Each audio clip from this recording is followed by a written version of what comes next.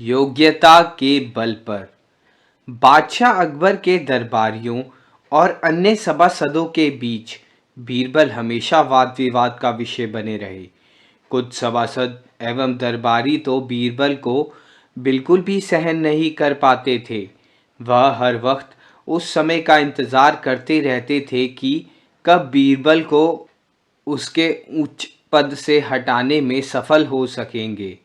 ऐसे अवसर अक्सर आते भी रहते थे। एक बार बीरबल की अनुपस्थिति में बादशाह के कान भरने वालों ने एक स्वर में कहा, हमारी समझ में आज तक नहीं आया जहाँपना कि हम लोगों में क्या कमी है। बीरबल को इतना महत्व क्यों दिया जाता है? हम लोग उससे कहीं अधिक पढ़े लिखे हैं। उनकी बातें सुनकर बादशाह मुस्कुराने लगे। उन्हें मुस्कुराता देख एक सभासद बोला, यहाँ बना, उस आदमी से आपको इतना लगाव क्यों है?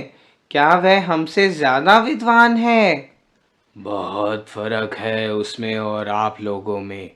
बादशाह ने इस बार भी मुस्कुराकर कहा, हमें जानने की इच्छा है हुजूर।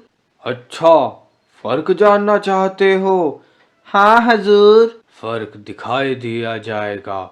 हाँ, इसी समय बीरबल के पास सूचना भेज दो कि वह 7 दिनों के लिए छुट्टी पर रहे तथा दरबार में ना आए।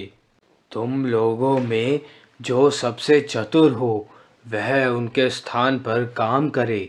इस एक हफ्ते में हम फर्क का एहसास करा देंगे।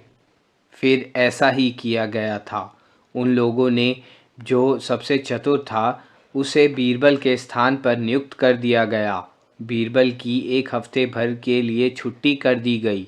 बादशाह उन सब की परीक्षा लेने का उचित अवसर खोजते रहे। एक सप्ताह खत्म होने को आ गया। तब बादशाह ने दरबारियों को एकत्र करके उनके द्वारा चुने गए उस चतुर व्यक्ति से कहा, हमारे महल के पिछले हिस्से में कुतिया के बच्चों की सी आवाज़ें आती रहती हैं। देख कर आओ, माजरा क्या है? बहुत अच्छा हुजूर, कहकर चतुर व्यक्ति चला गया। थोड़ी ही देर बाद वह लौटा। बादशाह ने मुस्कुरा कर पूछा, क्या माजरा है? कुतिया ने बच्चे दिए हैं हुजूर, वे ही कूं कूं करते रहते हैं। वह कितने बच्चे हैं? बादशाह ने पूछा। हुजूर, मैंने तो गिने नहीं। जाओ, गिन कर आओ। व्यक्ति आज्ञा पाकर दोबारा गया और थोड़ी देर बाद लौटकर बोला, जहाँ पना, कुतिया ने 5 बच्चे दिए हैं। मैं स्वयं गिन कर आया हूँ। गिन आए? जी हाँ। अच्छा, फिर तो तुमने यह भी ज़रूर देखा होगा कि उनमें कितने नर हैं और कितने मादा हैं। बादशाह ने मुस्कुरा कर कहा। वह चतुर व्यक्ति चकरा गया और बोला, हुजूर, यह तो मैंने देखा नहीं। देख कर आओ। वह व्यक्ति तीसरी बार गया और बच्चों को देख कर आने के बाद बोला, हुजूर, 2 नर हैं और 3 मादा। अच्छा, जो नर हैं उनके रंग कैसे कैसे हैं? जी?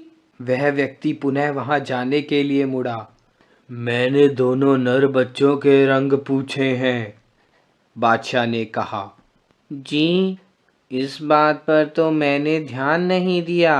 वैसे उनमें से एक तो काला है, एक शायद सफ़ेद। मैं एक बार फिर देख आता हूँ।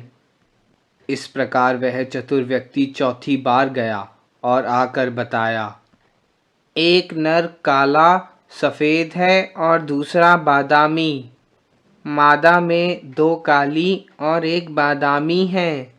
बैठ जाइए, बादशाह ने कहा।